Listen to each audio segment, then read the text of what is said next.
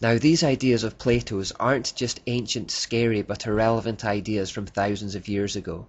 These mystery ideas about a new society became the prevailing views of the Enlightenment era and the foundation of what these illuminated individuals set out to achieve.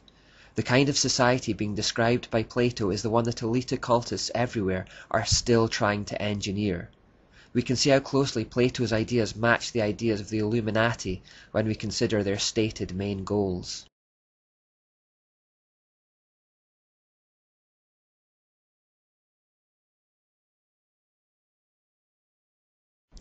Dr. Timothy Dwight says, "In the societies of Illuminati, the being of God was denied and ridiculed. The possession of property was pronounced to be robbery. Adultery, assassination, poisoning, and other crimes of like infernal nature were taught as lawful and even as virtuous actions. To crown such a system of falsehood and horror, all means were declared to be lawful, provided the end was good. Of the goodness of the end every man is to judge for himself. The great and good ends proposed by the Illuminati are the overthrow of religion, government, and human society, civil and domestic. These they pronounce to be so good that murder and war, however extended and dreadful, are declared by them to be completely justifiable, if necessary for these great purposes." So once more we see the idea that anything goes if the end justifies the means. We could call these Plato-inspired societies knowledge dictatorships, or as Freemason Aldous Huxley called them in Brave New World Revisited, science dictatorships. The word science just comes from the Latin word for knowledge. Just as operative Freemasons knew that having a monopoly on trade secrets gave them power and position when building cathedrals and churches, speculative Freemasons equally understood that having a monopoly on knowledge and science would give them power to rule in these new republics. The Catholic Church had done the exact same thing in the Dark Ages. They tried to monopolize knowledge and learning to gain and retain power. From a spiritual perspective, Satan will always try and gain control of the flow of information because by doing that, he can control what people think, which will automatically control how they behave. Since people were turning away from the Catholic Church to science for understanding now, Satan had to change tack and get control of the information flows in science. In The Architecture of Modern Political Power, Daniel Putzner outlines the tactics employed by the Masonic elite. Among them, he says, is ostensible control over the knowable by marketing institutionally accredited science as the only path to true understanding. Thus, the ruling class endeavors to discourage independent reason while exercising illusory power over human knowledge. This tactic of control through knowledge suppression and selective dissemination is reiterated in the anonymously authored document Silent Weapons for Quiet Wars.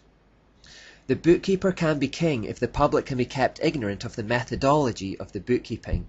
All science is merely a means to an end. The means is knowledge. The end is control. So take this example.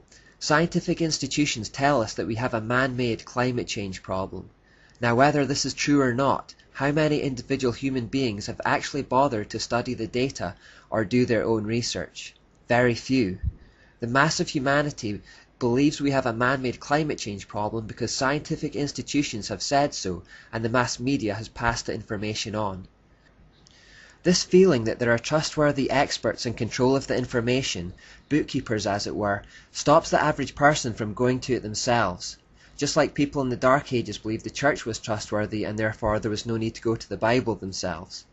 Also, just like the Bible was shrouded behind impenetrable Latin then, so science is shrouded behind jargon and theories too complex for most people to bother with now. Effectively, we just say to the institutions, you just tell us what it says and we'll believe you. But what if, like Plato suggested, they don't give us the truth but only the information that will best manipulate us to achieve their goals? What if the end justifies the means? That's the essence of scientific or knowledge dictatorships. Those at the top are to have that secret serpent knowledge promised in the Garden of Eden, and they are to use it to control the mass of people below who are to be kept in ignorance. The masses were not to be fed the truth, but false information that made them believe they had the truth. Stephen Hawking once said that the enemy of true knowledge is not ignorance, it is the illusion of knowledge. If we think we already have it, we don't bother digging any deeper. By this method, people can be effectively manipulated and dominated. This is the foundation of satanic societies and institutions since Babylon. It's the same old pyramid structure, the kind which the Catholic Church employed to keep the masses in darkness in the Dark Ages. People just replaced a religious dictatorship with a scientific one. Independent thought was to be banished in the Enlightenment, and instead institutional science was to be used to control what the Muggles knew and what they believed. Aldous Huxley wrote in Brave New World Revisited that, under a scientific dictatorship, education will really work, with the result that most men and women will grow up to love their servitude and will never dream of revolution. There seems to be no good reason why a thoroughly scientific dictatorship should ever be overthrown. The priests of Roman Catholicism were merely replaced by a new breed of bookkeepers or information guardians on whom people would rely for knowledge. Jim Keith writes, "As the sun-moon cult lost some of its popularity, scientists were quick to take up some of the slack.